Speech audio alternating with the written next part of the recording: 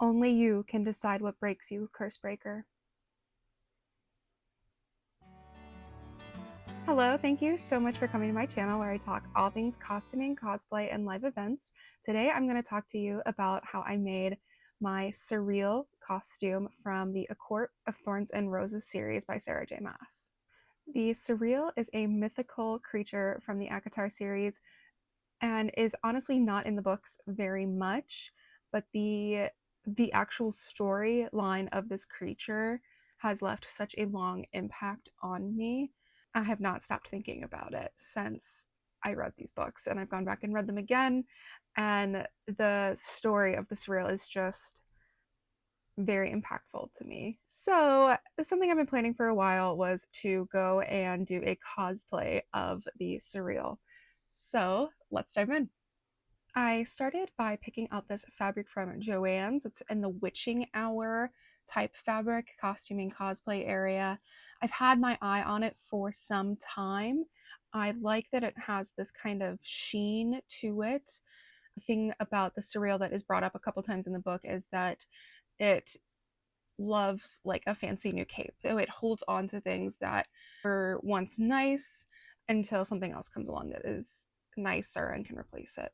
So I loved this fabric because it had that shininess to it that gives a nod to what it once was, but there's also a lot of holes and tears in the fabric already. Then I used a simple cape pattern. It's called the Hooded Cape Sewing Pattern Pack from Made Myth Merida on Etsy. I will link that below, and I'll also link the fabric below from Joann's. So check the description box for those links. The actual pattern comes with a couple different links and a couple different hood options. I ended up going with that long cape and that gathered hood, and I'm happy with how it turned out.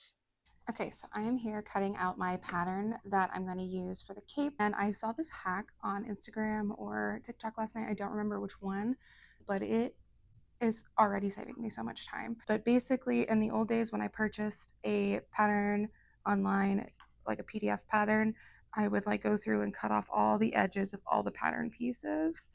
But last night, some genius posted on the internet that all you have to do is cut this little angle out of the corners and then just match it up with the next piece, just like this.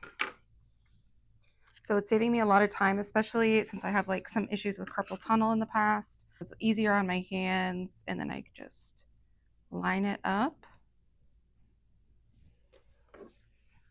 and put some tape on it.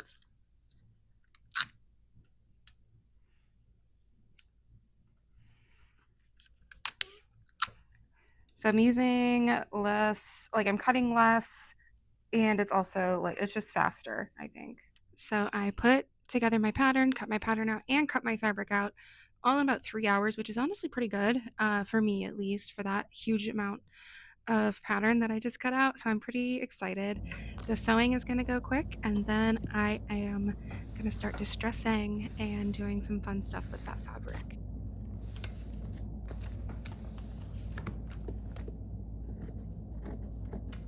Once I got all those pieces cut out, I went ahead and sewed them together. It was really easy. I just sewed up the center back seam and the side seams, and then gathered the base of the hood and attached it to the cape. The only other thing I added was a little hook and eye closure at the neck. It was easy for me to just throw on, attach, and it would be good to go. Once I had the cape assembled, I loved the way it looked, but I was like, it does not look quite roughed up enough. You know what I mean? Like, this creature lives in the woods. I took it upon myself to distress the fabric quite a bit.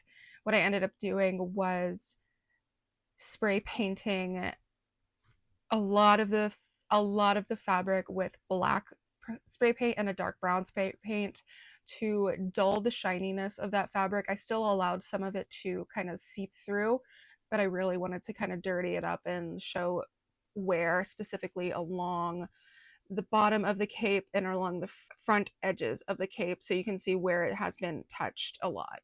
After that, I was successful in getting the shininess knocked down a couple pegs. It's like, it's still not quite there.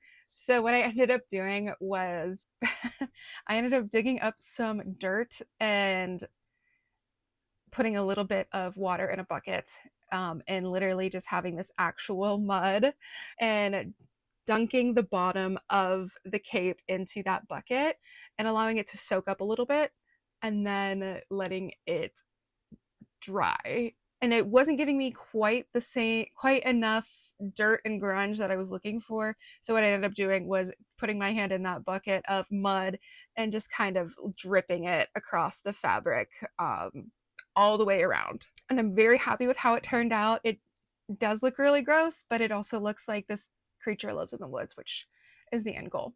To distress it a little bit more, I went in with a razor blade and literally cut more scratches and holes into the bottom of the garment.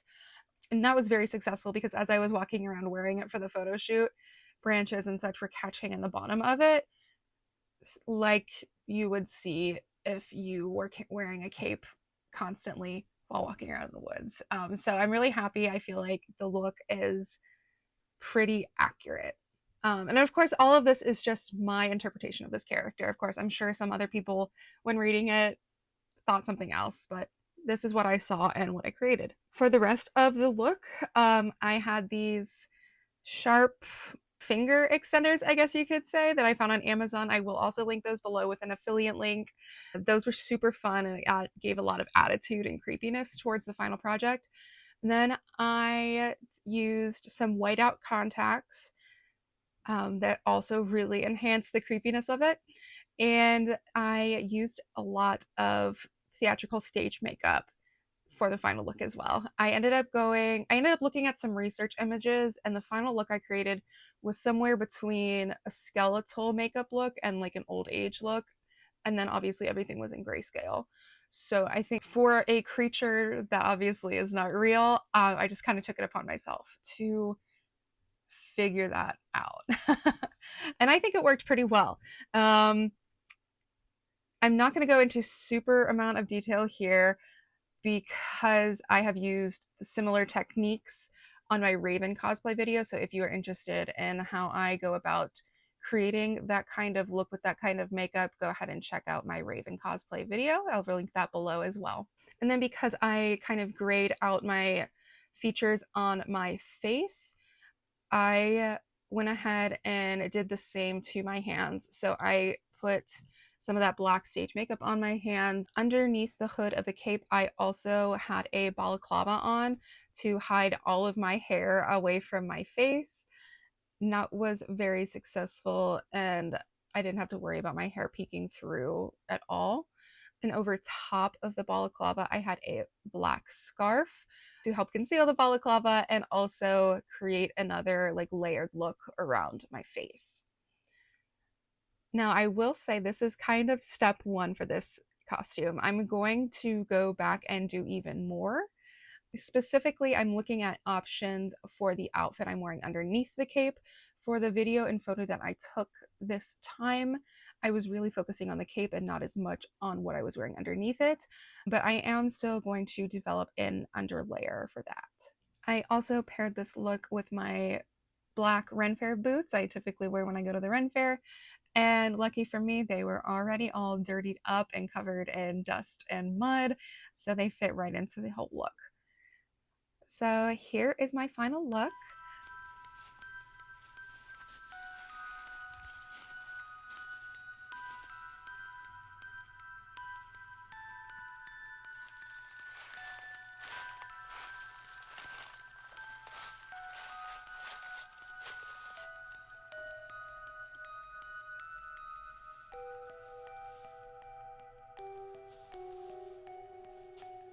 And yeah, I'm pretty happy with it. Again, I am sure I'll post another video once I have my Suriel 2.0 with more of a developed base layer underneath this cape. But all in all, I'm very happy with how this turned out. And let me know what you think in the comments below. Do you like the Suriel as much as I do? Is there another character or creature in the ACOTAR series that you are dying to recreate? Let me know. And that brings me to the end of this video. And thank you so much for watching. and I hope to see you in the next one. Bye.